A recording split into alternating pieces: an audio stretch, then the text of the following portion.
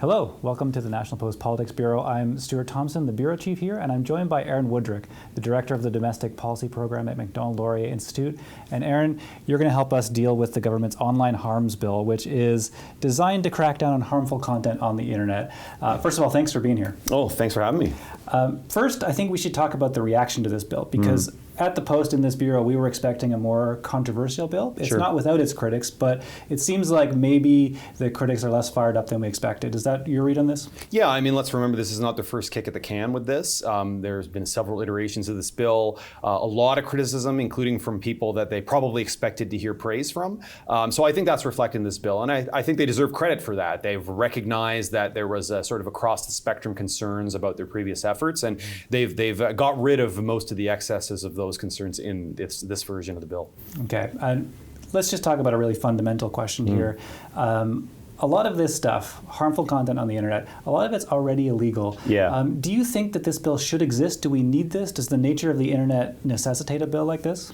Yeah, I mean, that's the valid question, right? People suggest that the laws we have already, I mean, we talk a lot about free speech, for example. There are already restrictions on free speech. They're well established in law, things like libel, things like incitement to violence. You're not allowed to say those things without consequence. The question is whether the introduction to the internet and sort of the digital expression requires new restrictions on free speech. I'm not convinced that there are, but there's a case that some people make for that. And what's interesting about this bill is, as you say, there are a lot of things in this bill that it claims to be cracking down on, which are already illegal. They're already in the criminal code. And in a way, this bill tries to do a couple of different things. There is the angle that's trying to protect children. There's stuff about, for example, sexual content or intimate images that are not consensual, bullying. So there's a sort of child protection element here. Again, a lot of this stuff is already illegal, but that's one part of the bill. And then the other part is really about hate writ large, this idea of fomenting hate, this idea of spreading hate.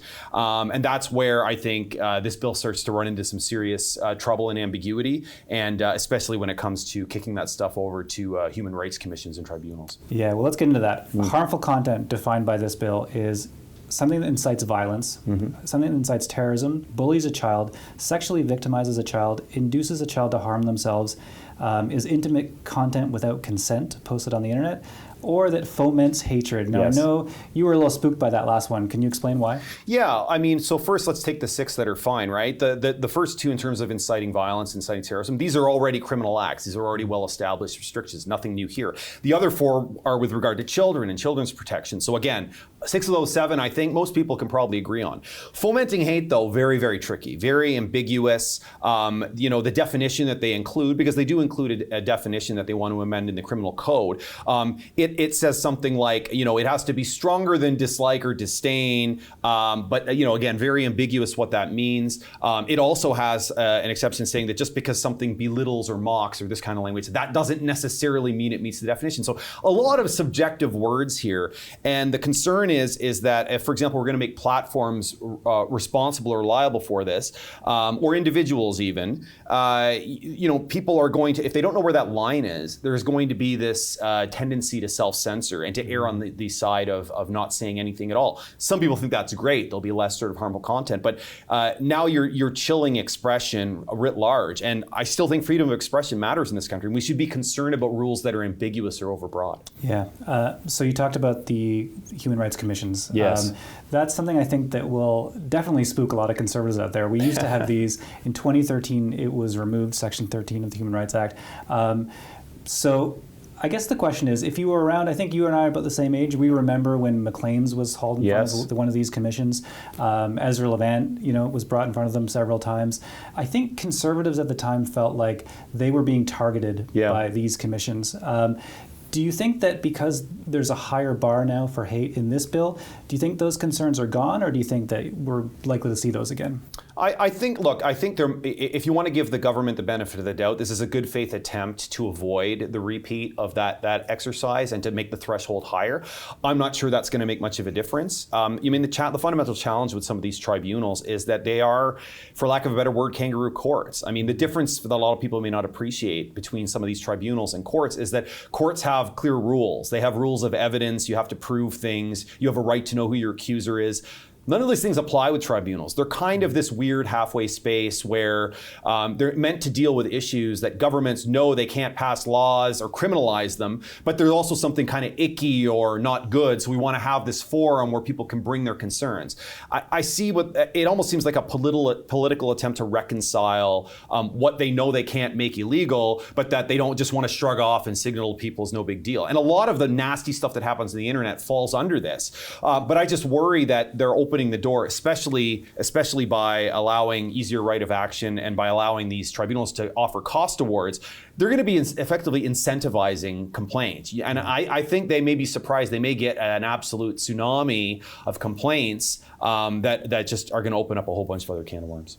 Can you talk about the societal effect of this? I mean, it creates a bunch of new referees for people to complain to. And as a writer, I think that's something that worries me, even as a news reporter. I think for a lot of our columnists, they're concerned about this stuff.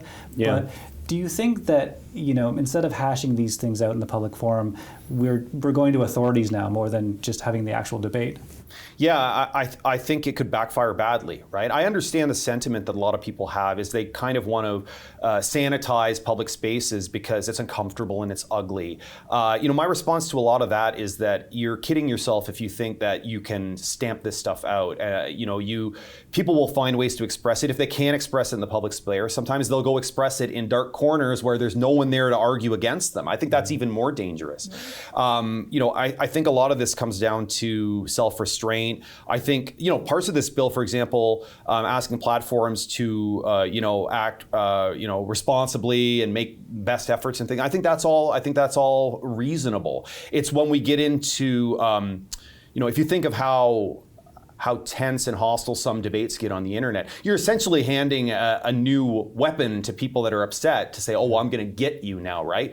One of the downsides to legal process being expensive is if you need to defend yourself, it costs money. But one of the benefits is it deters people from abusing the system, right? And if you're gonna create a system that invites people at the first sign of any trouble to complain, I think you may suddenly find yourself overwhelmed with complaints.